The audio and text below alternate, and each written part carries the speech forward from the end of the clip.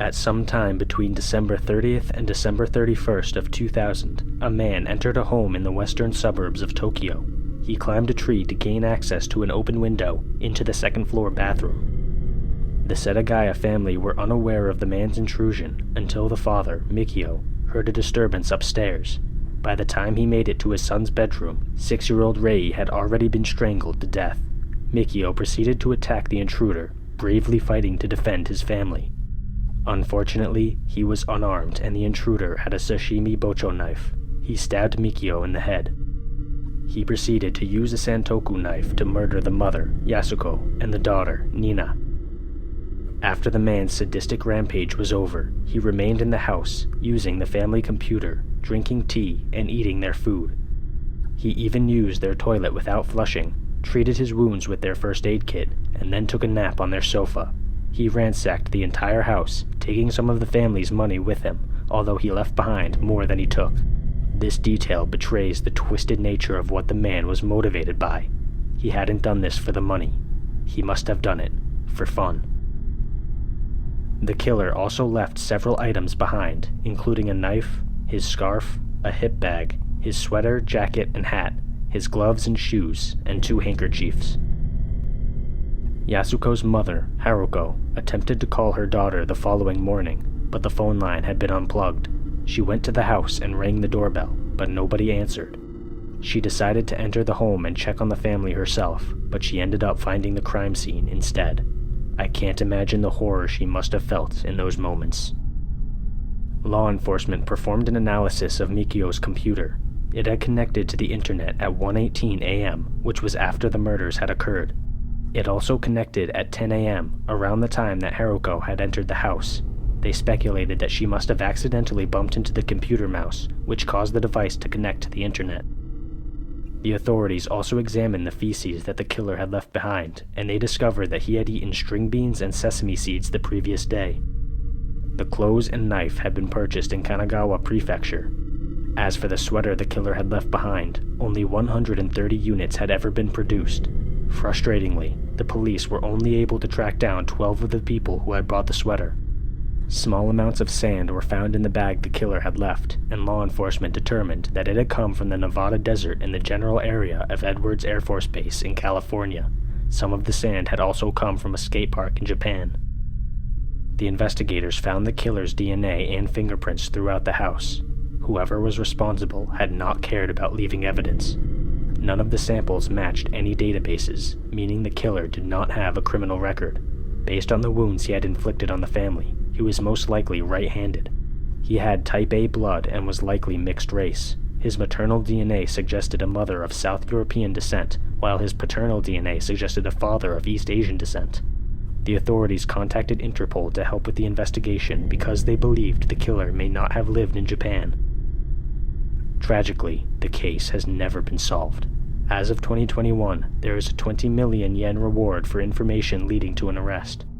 Thousands of pieces of evidence have been collected by the authorities, and the Setagaya house is no longer a part of the investigation. However, extended family members refuse to let the house be torn down. It remains standing as a monument to the family, who lost their lives for no reason. These murders were senseless and as cold-blooded as anyone can possibly be. Hopefully justice can be served before long.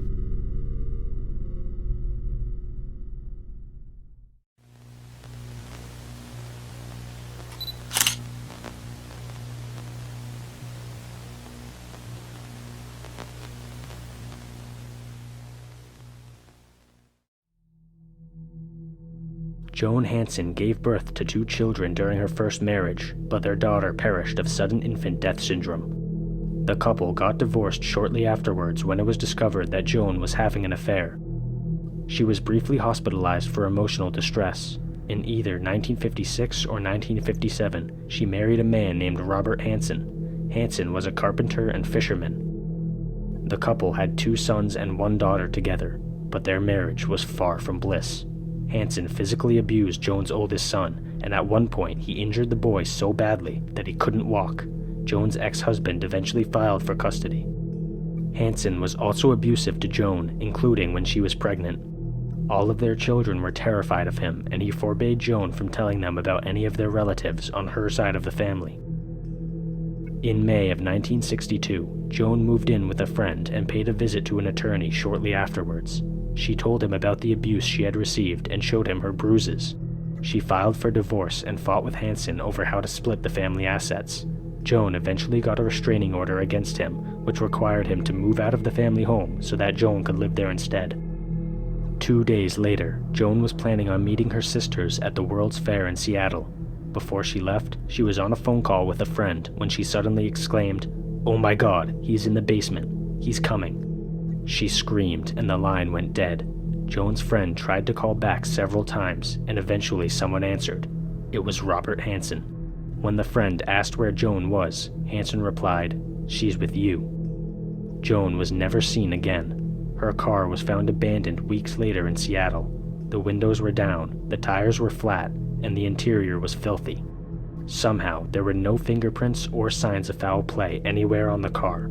The only part that didn't add up was the fact that Joan typically kept her car clean, but now it was full of food wrappers, dust, and cigarette butts.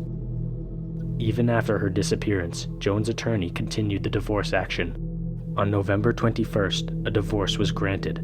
Hansen denied abusing Joan and claimed that she had stolen $8,000 from him. He wanted to keep all the property and assets, but the judge ruled that there was sufficient evidence of his abuse.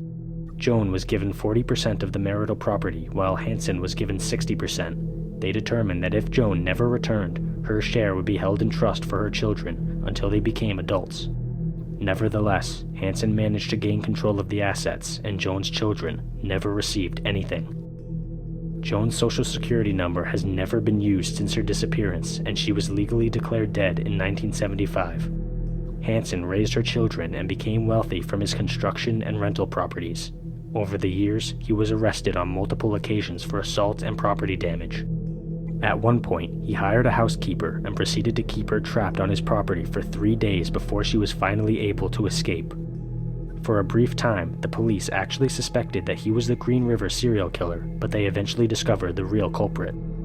Hansen would frequently travel back and forth between Washington State and Costa Rica, but he was denied Costa Rican citizenship. Joan's children were told that she had abandoned them. Her daughter developed a drug addiction and died from an overdose sometime in the 1980s.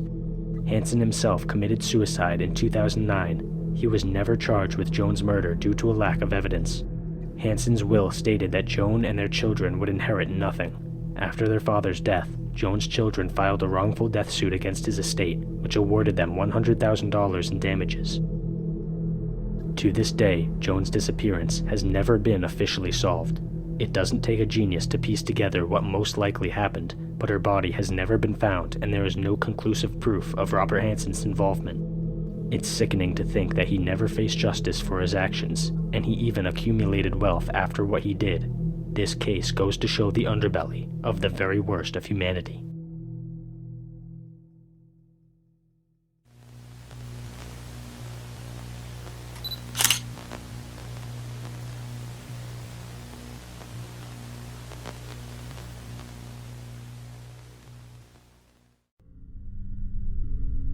James McVeigh was 39 years old when his life would tragically come to an end. On February 25th of 1994, he was shot multiple times at a warehouse parking lot in Fort Worth, Texas. The area in which this took place was an industrial district. Before James perished, his killer or killers spray-painted his face blue.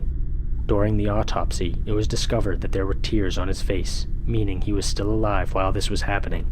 His wallet, cash, and keys were still on his person, indicating the motive was not robbery. At the crime scene, the police found a flashlight, a box cutter, and shell casings. There was gang-related graffiti spray painted on his truck, although there are no sources publicly stating what the graffiti was specifically.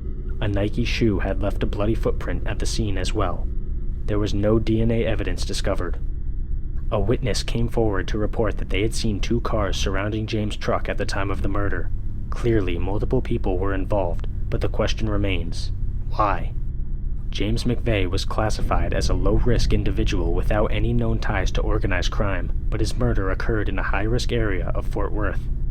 There are several theories as to what could have happened on the day in question. For example, one theory suggests that James could have been the target for a gang initiation ritual. New members of a gang might have been forced to commit a murder in order to be inducted into the gang, and James just so happened to be the unlucky victim.